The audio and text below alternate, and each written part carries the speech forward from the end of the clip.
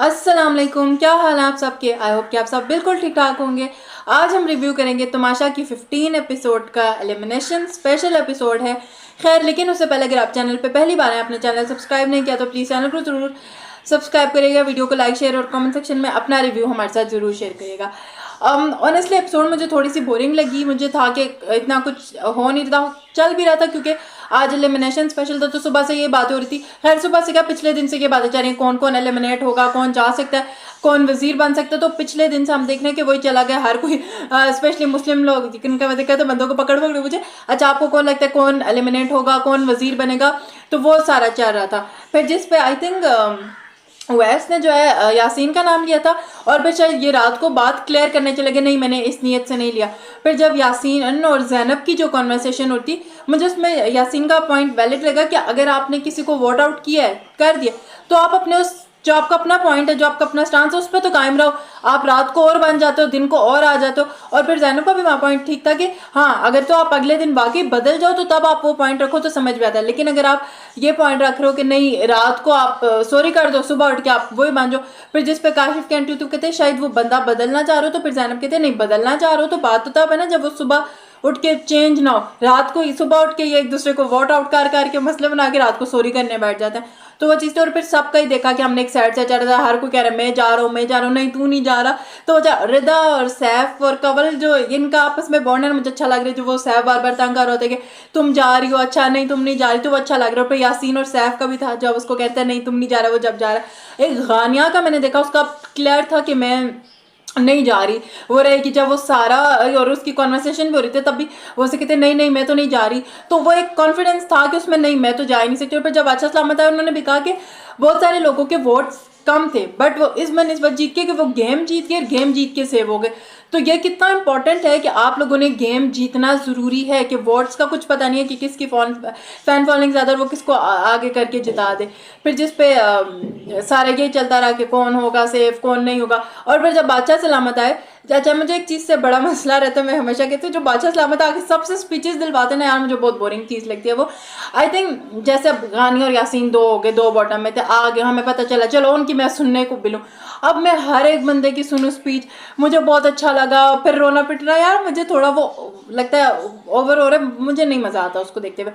फिर जब बादशाह सलामत ने सबको खड़ा किया, अच्छा आप जा रहे हैं आप नहीं जा रहे, वो सब हुआ। और फिर जब ओमी की हमने एक इमोशनल साइड देखी कि उनको 16-17 साल हो गए, वो जिस जो करियर वो चाहते हैं उनका आई थिंक ये लास्ट था कि अगर उन्हें चांस ना मिलता तो शायद वो छोड़ भी देते।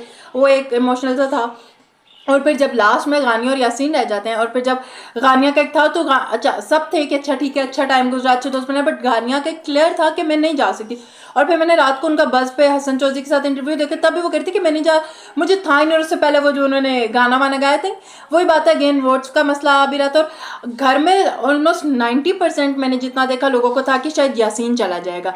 बट जब गानिया का पे वो जो गानिया को पता चला वो जो रोना वोना था, अब ऑनेस्टली मैं इसमें इनसेंसिटिव ना वो साउंड करूँ बट मुझे लगा है वो बहुत ही ज़्यादा रोना था। चलो कोई और टाइम गुजरा होता बट वो 2 हफ्तों पे इतना धाड़े मार मार के रोना मुझे समझना है। बट अगेन फिर वही बात हो सकती है, हर एक की अपनी एक्सपेक्टेशंस होती हैं कुछ अपने आप को लेके कि वो कहाँ अपने आप को देखना चाहता है। शायद वो उस पर जब वो इंटरव्यू में कह रही थी कि नहीं मुझे वहाँ से नहीं था, मुझे अपने आप से डिसअपॉइंट थी कि मैंने ये क्या कर दिया, मैं कैसे। अच्छा मैं एक कायद का भी मैं उनके चैनल पे कुछ आया हुआ था जिसपे वो अपने एलिमिनेशन से रिलेटेड उन्होंने डाला हुआ था, जिसपे वो कह रहे थे कि पहले जो 24 घंटे थे जब वोट वाला हुआ तो उसमें मेरा नाम ही नहीं था। जब मेरी वाइफ ने भी तमाशा टीम या वाइफ से कांटेक्ट कर करके तो 24 घंटों बाद मेरा नाम है। क्या ये चीज़ ठीक है या नहीं आई डोंट नो, आप लोगों को अगर पता है तो कमेंट सेक्शन में ज़रूर बताएगा। अगर ये है तो जाहिर बात है ये तो एक टीम की मैनेजमेंट की बहुत बड़ी गलती है कि एक बंदा है ही नहीं वोटिंग लिस्ट में। बट क्या सच है क्या झूठ मुझे नहीं पता। खैर वो कहते और फिर जब गानिया एलिमिनेट हुई और फिर सैफ का एक और वो आया कि जो उसका कहते हैं ये सारे पहले उसको टीम से एलिमिनेट करके ये चाहते थे उसको बचा सकते थे, अब ये फेक करे। और फिर जब जैनब और हमने देखा कि सैफ का एक थोड़ा बहुत फड्डा टाइप हमें देखने को मिला जिसपे आई थिंक सैफ ने, मुझे नहीं पता पिछले एपिसोड में कहा हुआ अनकट में मैंने नहीं देखा, जब सैफ ने जैनब कह रही थी कि सैफ ने मुझे कहा था कि अगर तुम चले भी जाओगी तो मुझे कोई इंटरटेनमेंट में कोई फर्क नहीं पड़ेगा। फिर आज जैनब ने आके सैफ से बदला ले लिया कि अगर आप चले जाते तो इंटरटेनमेंट में कोई फर्क नहीं पड़ता। और दोनों के आपस में बहस चली गई कि नहीं मुझे, फिर जैनब कहती है मुझे तो बादशाह सलामत देगा, आप तो आप अच्छा एंटरटेन करते हैं, सैफ अपना लगा हुआ है। तो ये चाहते और फिर उसके बाद गेम आई कि आप लोगों ने वो अल्फ़ाबेट याद रखे और फिर वो पढ़े होंगे वो उठाने हैं। और इसलिए मुझे लगा गेम बहुत लंबा चली है, उसको थोड़ा हम कट कर सकते थे, इतनी लंबी गेम देखने का मेरा कोई मूड नहीं हो रहा था। और फिर 6 बंदे थे, इनकी गेम का मुझे वो अच्छा लगा कि इन्होंने जो है जो जीतने वाली टीम है उसको लग्जरी खाना मिलेगा, वो एक टाइम का खाना मंगवा सकती है। जीतने वाली टीम जो है घर का कोई काम नहीं करेगी, बाकी सारा काम भी वो करेगी। और उसी में से जो है वजीर इन्होंने सिलेक्ट करना था। फिर मुस्लिम का एक हम लोग जब से शो स्टार्ट हुआ मैं इसलिए तब से ही देख रही हूँ कि उनका है कि मुझे वजीर बनाओ, वो सबको पकड़ पकड़ के कह भी रहे मुझे वजीर बनना, मुझे वजीर बनना है। अगर मैं गेम को पॉइंट ऑफ व्यू से देखूँ तो मुझे लगता है कि जैनब जो थी वो 7 के 7 उन्होंने किए थे। तो आई थिंक अगर गेम के उससे देखे तो मुझे लगता है जैनब को वजीर बनना चाहिए था। जो दूसरा ग्रुप कह भी रहा था वो जिसमें भी कह रहा है आपका लड़ाई के उस पर कह रहा है, जिस पे भी कह रहा है, बट वो बात ठीक कर रहे थे कि जैनब करके लाई थी तो जैनब को ही जीतना चाहिए था। बट जब इन्होंने क्लियर किया मुस्लिम का था मैंने बनना है, फिर करते करते एंड पे मैडी बन गए, जिस पे मुस्लिम का एक हमने देखा कि वो मलाइका, अच्छा मलाइका जाके मुस्लिम को कहती है कि मुझे समझ नहीं, बहुत शोर था। भाई क्या शोर था? अगर आप एक गेम में हो, आप एक टास्क में हो, आप इस चीज़ को रुकवा के कहो कि मुझे समझ नहीं है, मुझे क्या करना है, इतनी बड़ी चीज़ हो रही है।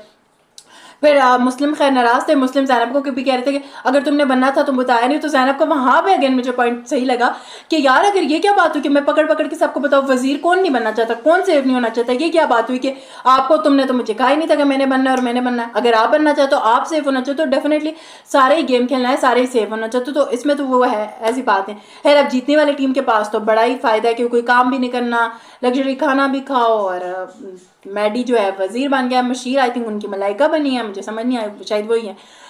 नेक्स्ट प्रोमो में हम देख रहे हैं कि मलाइका और सैफ की भी लड़ाई होगी और उसकी माहम की भी, और रोमी लोगों का भी कुछ फटाफटा चलना है। खैर आप लोग बताएं क्या ख्याल आता है आप लोगों के, कमेंट सेक्शन में जरूर बताइएगा। वीडियो को लाइक शेयर और चैनल को जरूर सब्सक्राइब करिएगा। अल्लाह हाफिज़।